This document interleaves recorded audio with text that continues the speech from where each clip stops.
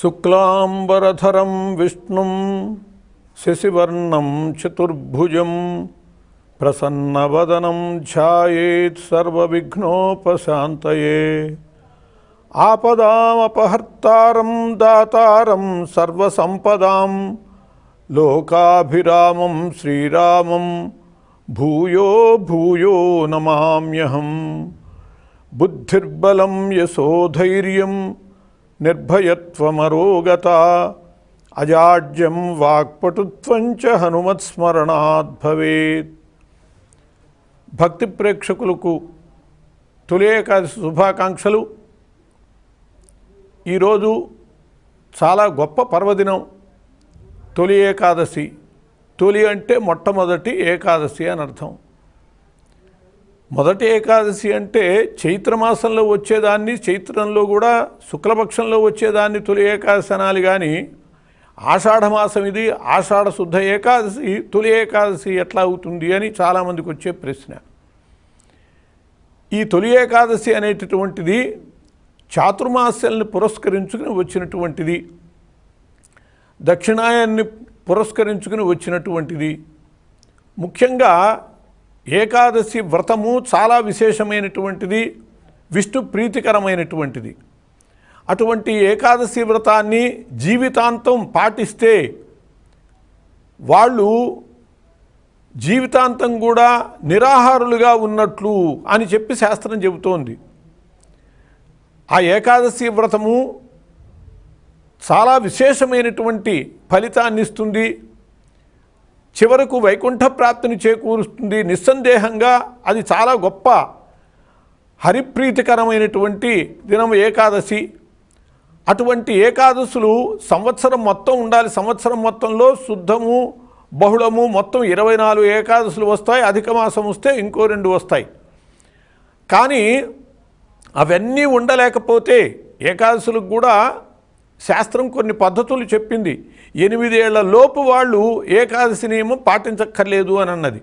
అట్లాగే 80 ఏళ్ళు దాటినటువంటి వాళ్ళు ఏకాదశి నియమం పాటించక్కర్లేదు. ఏకాదశి నాడు పూర్తిగా ఉపవాసం ఉండాలి. దశమి నాడు ఏకభుక్తం చేయాలి. దశమి రోజు రాత్రి భోజనం చేయకూడదు. ఏకాదశి నాడు పూర్తిగా భోజనం మానేసేయాలి. ద్వాదశి నాడు ద్వాదశి ఘడియలు వెళ్ళే లోపల భోజనం చేయాలి. ఇది ఏకాదశి వ్రతం యొక్క విధానం. చిన్నపిల్లలు అట్లాగే వృద్ధులు ఉండటం కష్టం కాబట్టి ఆ సమయానికి ఇంకా అవసరం లేదు అని చెప్పి శాస్త్రం అవకాశం ఇచ్చింది. ఈ ఏకాదశి ఉపవాసం అనేటటువంటిది కేవలం ఏదో ఆధ్యాత్మికంగానే మరి పరిగణించుకోవాల్సిన అవసరం లేదు. ఏకాదశి అనేటటువంటిది మన యొక్క సూర్యచంద్ర గమనాల్ని బట్టి మన దైహిక స్థితి ఉంటుంది. ఈ ఏకాదశి సమయంలో మన గర్భంలో కొన్ని కూడనటువంటి ద్రవాలు ఊరేటటువంటి పరిస్థితి ఉన్నది. ఆ సమయంలో కనుక పదార్థాలు లోపల ఉండేట్లయితే అవి విషతుల్యాలయ్యి ప్రమాదకారి అవుతాయి, అనేక రకాల రోగాలకు కారణమవుతాయి. ఏవో రోగాలు పడుతూ ఉంటాం, ఇది ఎందుకు వచ్చింది అనేది తెలుసుకోలేము. కానీ ఏకాదశి నాడు కనుక ఉపవాసం ఉంటే కడుపులో ఏమీ లేకపోయేటట్లయితే అనేక రోగాల నుంచి ఉపశాంతి చేకూరుతుంది అని చెప్పి మనకి ఆయురారోగ్యాల రీత్యా కూడా ఏకాదశి నియమం ఏర్పాటు చేయబడింది. కాబట్టి సంవత్సరం మొత్తంలో ఉండేటటువంటి ఏకాదశులు ఉండలేకపోతే కనీసం చాతుర్మాస్యాలలో ఉండేటటువంటి ఏకాదశులైనా ఉండవని చెప్పి శాస్త్రం అవకాశం ఇచ్చింది. చాతుర్మాస్యాలంటే ఆషాఢము, శ్రావణము, భాద్రపదము, ఆశ్వీజము, కార్తీకం. అంటే ఆషాఢ శుద్ధ ఏకాదశి నుంచి కార్తీక శుద్ధ ఏకాదశి దాకా 4 మాసాలు అవుతాయి. ఈ 4 మాసాలు చాతుర్మాస్యాలు అంటారు. గృహస్థులైనటువంటి వాళ్ళు చాతుర్మాస్య నియమం పాటించే పద్ధతులు ఉన్నాయి. ముఖ్యంగా సన్యాసులు చాతుర్మాస్య దీక్ష వహించేటటువంటి పద్ధతులు ఉన్నాయి.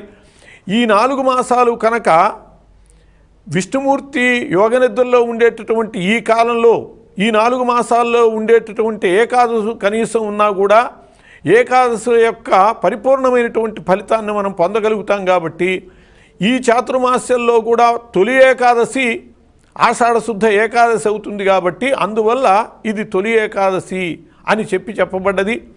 ఈ ఏకాదశి నాడు క్రితం రోజు మనం ఏకభుక్తం చేసి ఉంటాం. ఏకాదశి నాడు పెందలకడ నిద్ర లేచి కాలకృత్యాలు తీర్చుకొని చక్కగా స్నానం చేసి విష్ణు సంబంధమైనటువంటి పూజ చేయాలి.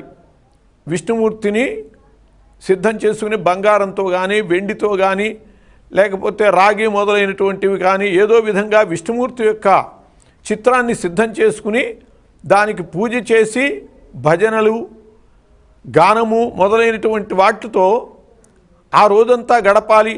రాత్రి కూడా నిద్ర లేకుండా ఏకాదశి నాడు జాగారం చెయ్యాలి అని చెప్పి శాస్త్రం చెబుతోంది.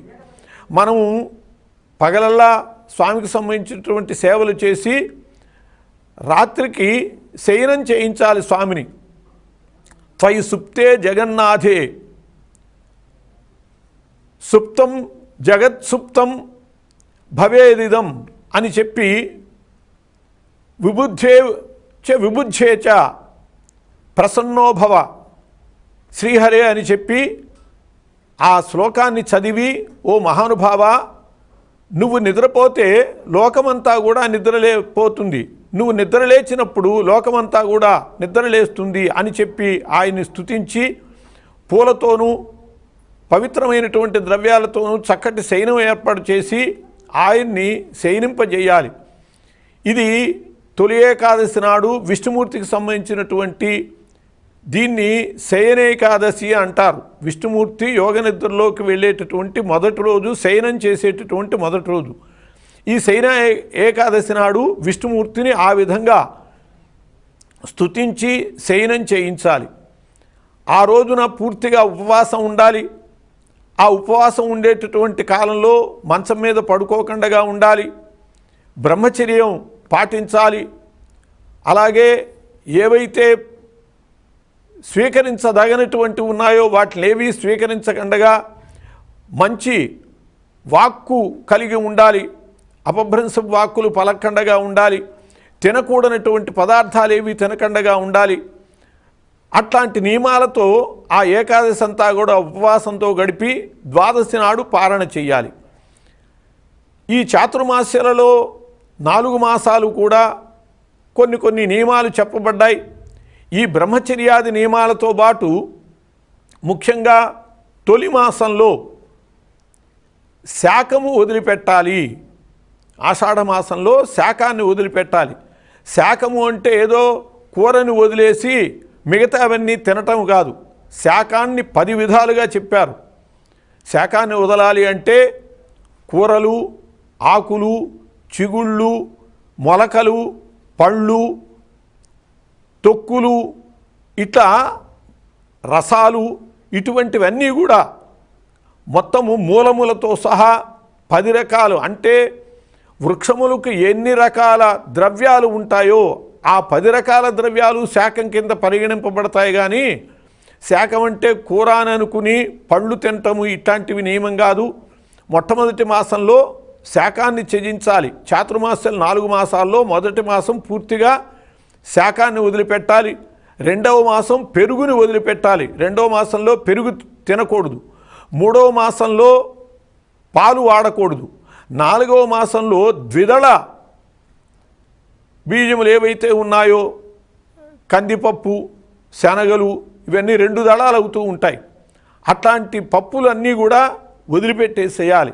ఇలాంటి నియమాలతో వంకాయ మొదలైనటువంటివి, ఆ నిషిద్ధములైనటువంటి ద్రవ్యాలు ఇవన్నీ మాని ఈ చాతుర్మాస దీక్షలు కనుక పాటించేటట్లయితే అది చాలా విశేషమైనటువంటి ఫలితాన్ని ఇస్తుంది. ఇహంలో సకల ఐశ్వర్యాలని, పరంలో విష్ణు సన్నిధానాన్ని చేరుస్తుంది అని చెప్పి పెద్దలు చెబుతారు, శాస్త్రాలు చెబుతున్నాయి. ఈ చాతుర్మాస దీక్షల కాలానికి మూలము కాబట్టి, మొదటి రోజు కాబట్టి దీన్ని తొలి ఏకాదశి అని చెప్పి అన్నారు. ఈ ఏకాదశి నాడు తప్పకుండా ఉండాలి. చాతుర్మాసాలు చేసేటటువంటి వాళ్ళు ఈ ఏకాదశి నాడే సంకల్పం చేయటం, పూజ నిర్వహించుకుని ఏకాదశి సంకల్పించుకునేటటువంటి పద్ధతి ఉన్నది. అట్లాగే ఏకాదశి అంతా కూడా గడిపాక ద్వాదశి నాడు సంకల్పించేటటువంటి పద్ధతి కూడా చాతుర్మాస్య దీక్షలు చేసే వాళ్ళల్లో ఆ పద్ధతి కూడా ఉన్నది. 2 శాస్త్ర విధానాలే. కానీ ఇప్పుడు ఈ చాతుర్మాస్య విధానాలు ఎక్కువగా పౌర్ణమి నాడు ఆరంభం చేస్తున్నారు. పౌర్ణమి నాడు పూజ చేసి చాతుర్మాస్య దీక్ష జరుపుతున్నట్లుగా కనపడుతోంది. కానీ 4 మాసాలు ఎక్కువ చేయటల్లా. అసలు చాతుర్మాస్య ఈ తొలి ఏకాదశి ఎందుకు వచ్చాయి అని అంటే, ఒకప్పుడు విష్ణుమూర్తి దగ్గరికి దేవతలందరూ వచ్చారు. సాయం సమయానికి నిశి సమయానికి అందరూ వెళ్ళిపోవటానికి సిద్ధమవుతూ ఉంటే ఒక స్త్రీ రోధిస్తూ వచ్చింది. ఎవరు ఆ స్త్రీ అని అంటే నిశి. ఆమె అన్నది, ఓ మహానుభావ, పగలల్లా కూడా అందరూ భగవత్ సేవలు చేస్తున్నారు, సత్కాలక్షేపణలు చేస్తున్నారు, కానీ నాయందు ఎవరూ కూడా నిశియందు ఎవరూ కూడా ఆచరించటం లేదు అని చెప్పి తన విచారాన్ని వ్యక్తం చేస్తే, అప్పుడు ఆయన ఆ నిశికి అభయం ఇచ్చాడని, 4 నెలల పాటు నేను యోగ నిద్రలో ఉంటాను, ఆ కారణంగా ఈ 4 నెలలు కూడా విశేషంగా రాత్రులు జాగారాలు చేస్తూ దైవ కార్యక్రమాలు నిర్వహించుకుంటూ నీకు సంతృప్తి కలిగిస్తాడు అని చెప్పి అన్నాడని చెప్పి మనకి పురాణ గాథ ఒకటి కనపడుతుంది. అట్లా ఈ చాతుర్మాస్య అనేటటువంటి నియమాలు ఏర్పడి, ఏకాదశి అనేటటువంటిది చాలా అంతటి విశిష్టత రావటానికి కారణం ఏమిటి అంటే, ఒకప్పుడు మురాసురుడు అని చెప్పి ఒక రాక్షసుడు ఉండేవాడు. మురుడు వాడి పేరు, మురాసురుడు. వాడు విష్ణుద్వేషి. వాడిని సంహరించవలసి వచ్చింది. విష్ణువుకిను మురాసురుడికి యుద్ధం మొదలైంది. ఆ యుద్ధంలో విష్ణుమూర్తి చాలా అలసిపోయాడు. ఆ మురాసురుడు అనేక రకాల వరాలు పొంది దేవతల వల్ల చాలా బలిసి ఉన్నాడు. వాడు విష్ణుమూర్తిని అలసిపోయేంతగా ఈ యుద్ధంలో సాధించాడు. విష్ణుమూర్తి అక్కడి నుంచి పరుగెత్తుకు వెళ్ళాడు. పరుగెత్తుకు వెళ్ళి ఒక గుహలో విశ్రాంతి తీసుకుంటున్నాడు, పడుకుని ఉన్నాడు. వీడు వెతుక్కుంటూ ఆ గుహలోకి వెళ్ళాడు. వెళ్ళి విష్ణుమూర్తిని సంహరించటం కోసమని అమాంతం ఖడ్గం ఎత్తాడు. ఎత్తేటప్పటికల్లా ఆ విష్ణుమూర్తిలోంచి ఒక శక్తి బయటకు వచ్చింది. శక్తి స్త్రీ స్వరూపం. ఒక అమ్మాయి బయటకు వచ్చి ఆ మురాసురుణ్ణి పట్టుకుని వాడి చేతిలో ఉన్నటువంటి ఖడ్గమే తీసుకుని వాడిని సంహరించేసేసింది. ఇంతలోకే విష్ణుమూర్తికి మెలకువ వచ్చింది. ఎదురుగా ఒక అమ్మాయి ఉన్నది. ఎవరమ్మా నువ్వు అని అడిగాడు. అడిగేటప్పటికి ఆమె చెప్పింది, స్వామి, నేను నీ నుంచే ఉద్భవించాను, నీ మీదకి వచ్చినటువంటి రాక్షసుని సంహరించాను అని చెప్పేటప్పటికి నేను చాలా సంతోషిస్తున్నాను, నీకు వరాలు ఇస్తాను, కోరుకో అన్నాడు. అనేటప్పటికి ఆమె చెప్పింది, నా పేరు ఏకాదశి అని చెప్పి స్థిరంగా ఉండేటట్లు, నా యందు నీకు ఇష్టం ఉండేటట్లు, అంటే ఈ ఏకాదశి నాడు కనుక నీకు పూజ చేసేటట్లయితే, ఉపవసించేటట్లయితే నీవు అనుగ్రహించేటట్లు చేయవలసింది అని చెప్పి ఈ ఏకాదశి కోరుకున్నది. అందువల్ల అప్పటి నుంచి ఏకాదశి ఏర్పడింది. ఏకాదశి ఉపవసించి విష్ణువుని పూజించేటటువంటి వాళ్ళని ఆమె కోరిక మేరకు విష్ణుమూర్తి అనుగ్రహిస్తూ ఉన్నాడు. అట్లా మనకి ఏకాదశి యొక్క మహాత్మ్యం చాలా విశేషంగా పురాణాల్లో కనపడుతుంది. ఉదాహరణకి ఏకాదశి మహాత్మ్యానికి ఒక చక్కటి ఉదాహరణ రుక్మాంగద చరిత్ర. రుక్మాంగదుడు గొప్ప మహారాజు. ఆయనకి పూల తోట ఉండేది. ఆ పూల తోటలో అన్ని ఋతువుల్లో కూడా పరిపూర్ణంగా పూలు పూసేటటువంటి చెట్లు ఉండేవి. ఆ విధంగా అద్భుతంగా వనాన్ని సిద్ధం చేసుకున్నాడు రుక్మాంగద మహారాజు. ఒకప్పుడు దేవలోకంలో ఇంద్రుని యొక్క నందనవనంలోనే పుష్పములు అయిపోయేటప్పటికి అక్కడి నుంచి ఏం చెయ్యాలి అని ఆలోచించి, ఈ రుక్మాంగదుడి యొక్క వనంలో బాగా పుష్పాలు ఉంటాయి అని చెప్పి తెలిసి తన సేవకులని రుక్మాంగదుడి తోటకి పంపించాడు పూలు తీసుకురమ్మని. వాళ్ళు వచ్చి తెల్లవారుజామునే పూలన్నీ కోసుకుని వెళ్ళిపోయారు. పొద్దునకు చూసేటప్పటికి పూలు లేవు. ఆ తోటమాలి పరిగెత్తుకుంటూ వెళ్ళి రాజుగారికి మనవి చేసుకున్నాడు, అయ్యా, నేను చాలా శ్రద్ధగానే ఉన్నాను, కానీ పూలన్నీ ఎవరో దొంగలు కోసుకువెళ్ళారు అని చెప్పాడు. చాలా ఇష్టమైనటువంటి వనంలో ఇలా జరిగేటప్పటికి రుక్మాంగద మహారాజు చాలా బాధపడ్డాడు.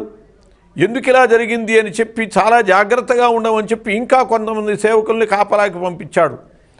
ఇంతమంది ఉండనే ఉన్నారు. మళ్ళీ తెల్లారకట్ట పూలన్నీ పోయాయి. ఎందువల్లంటే దేవతలు కనపడరు కాబట్టి కనపడకుండా వాళ్ళు మొత్తం కోసుకుని వెళ్ళిపోతున్నారు. ఇలా 3-4 రోజులు జరిగేటప్పటికి ఇంకా బాగా అడుగడుగునా మనుషుల్ని పెట్టి జాగ్రత్తగా కాపలా కాయిస్తూ ఉంటే ఒక ముని వచ్చాడు ఆ ప్రాంతానికి.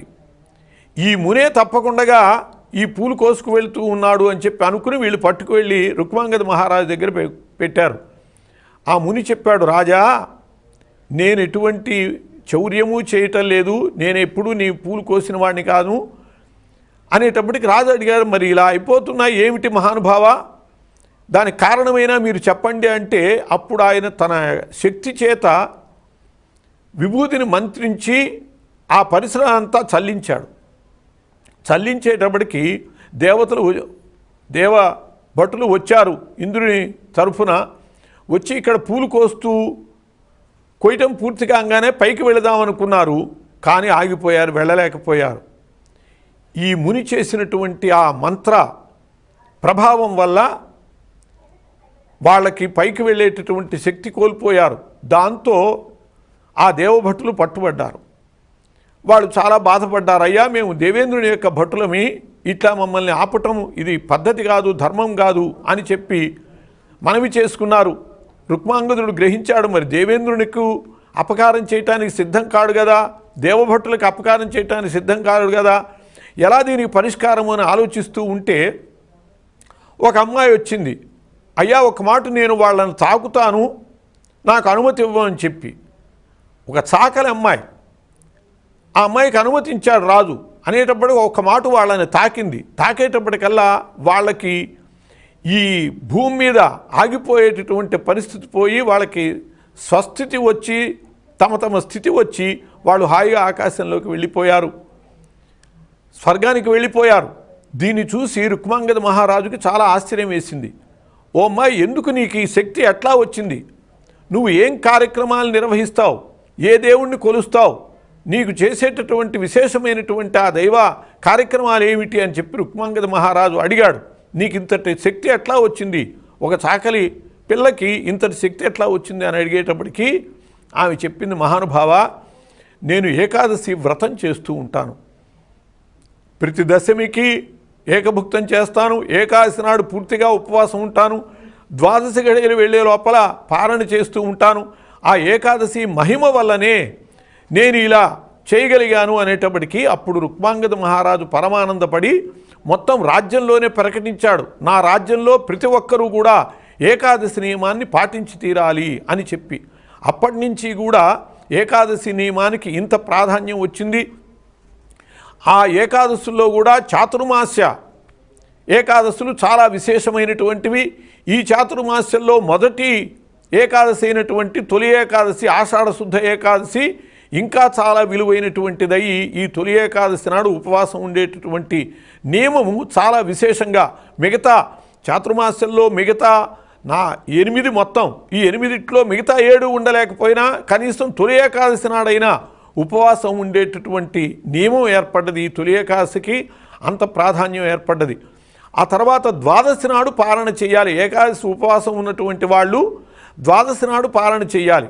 దీనిలో కూడా ఒక నియమం ఉన్నది.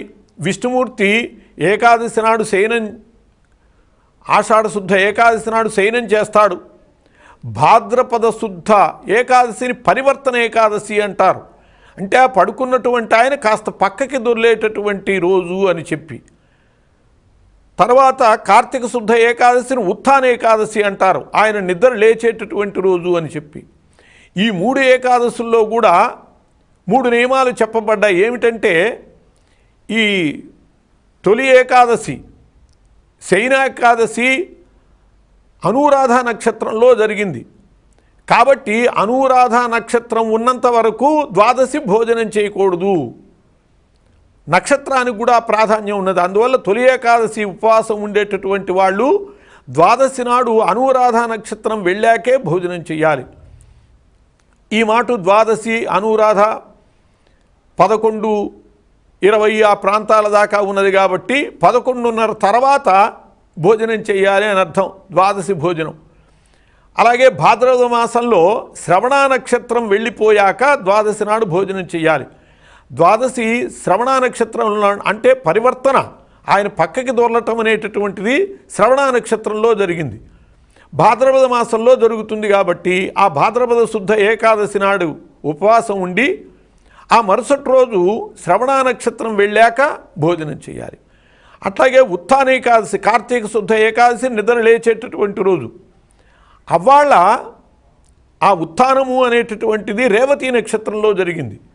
కాబట్టి కార్తీక శుద్ధ ద్వాదశి నాడు రేవతి నక్షత్రం వెళ్ళాక ద్వాదశి పారణ చేయాలి.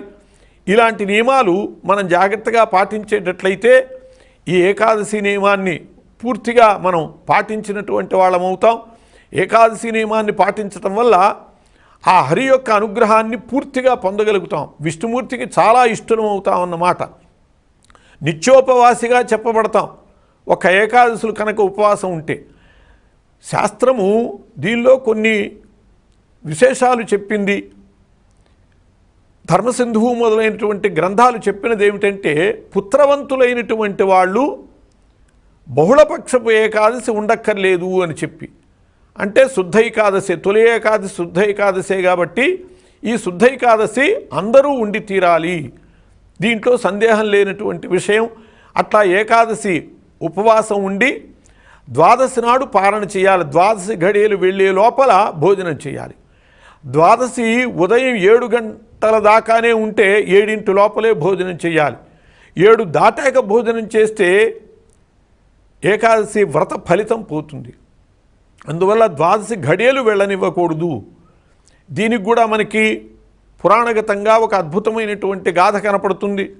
అంబరీషోపాఖ్యానం. ఏకాదశి వ్రతానికి రుక్మాంగద చరిత్ర మనకి ఎట్లా ప్రమాణమో అట్లా ప్రామాణిక గాథ ద్వాదశి పారాయణ విషయంలో అంబరీష చరిత్ర. అంబరీషుడు కూడా ఏకాదశి నియమాన్ని పూర్తిగా రాజ్యమంతా కూడా ప్రకటించి పాలించేటటువంటి వాడు. ద్వాదశి పారాయణ నియమంగా చేసేటటువంటి వాడు. ఒక ద్వాదశి నాడు పాలన చేసే సమయానికి కొద్ది ముందుగానే దూర్వాస మహర్షి వచ్చాడు. ఆయన్ని భోజనానికి ఆహ్వానించాడు. ఆయన స్నానానికి వెళ్ళాడు. ద్వాదశ ఘడియలు వెళ్ళిపోతున్నాయి, రాలేదు. మరి ఏం చేయాలి? పెద్దలతో కూర్చుని ఆలోచించాడు. భోజనం చేస్తేనేమో దూర్వాసుడు వల్ల శపింపబడతాడు, చేయకపోతే ద్వాదశ ఘడియలు వెళ్ళిపోతే ఏకాదశి వ్రత ఫలితం ఉండదు. ఏమి చేయాలని ఆలోచిస్తే, అయ్యా సంకల్పపూర్వకంగా జలాన్ని స్వీకరించండి అంటే, మనకు ఎందుకంటే ఆ గాథ చెప్పేది, మనం ఈ ఏకాదశి వ్రతం చేసేటప్పుడు ఎప్పుడైనా అభావం వచ్చి ఇబ్బందులు వస్తే ఇలాంటివి మనం కూడా తెలుసుకోవాలి. దానివల్ల సరిపోతుందంటే అంబరీషుడు అలాగే సంకల్పపూర్వకంగా జలాన్ని ప్రాసనం చేశాడు. దానివల్ల ఏకాదశి ఫలితాన్ని పొందాడు. కానీ దూర్వాసుడు వచ్చి, నేను రాకండగా నువ్వు ప్రాసనం చేస్తావా, ద్వాదశి ఫలితం నీకెట్లా దక్కింది అని చెప్పి ఒక జటని పీకి నేలకేసి కొట్టి ఒక కుర్చ శక్తిని వెలువరించాడు. అంబరీషుడి మీదకి వస్తుంటే అంబరీషుడికి ఒక వరం ఉన్నది. ఎవరైనా ఆయన్ని వ్యతిరేకిస్తే సుదర్శన చక్రం వస్తుంది. వెంటనే సుదర్శన చక్రం వచ్చి ఈ కుర్చని నరికేసింది. దూర్వాసుడు వెంటపడింది. చివరికి దూర్వాసుడు అన్ని లోకాలు తిరిగి విష్ణుమూర్తి దగ్గరికి వెళ్ళి, నేనేమి చేయలేను, ఆ ఏకాదశి వ్రతం చేసేటటువంటి విష్ణు భక్తుడు అంబరీషుడే నీకు ఏదైనా చేయగలడు అంటే, అప్పుడు అంబరీషునికే శరణు వేడి ఆ సుదర్శన చక్రం బారి నుండి బయటపడ్డాడు దూర్వాసుడు. అట్లా ద్వాదశి పారణ విధానం కూడా అట్లా చెప్పబడ్డది.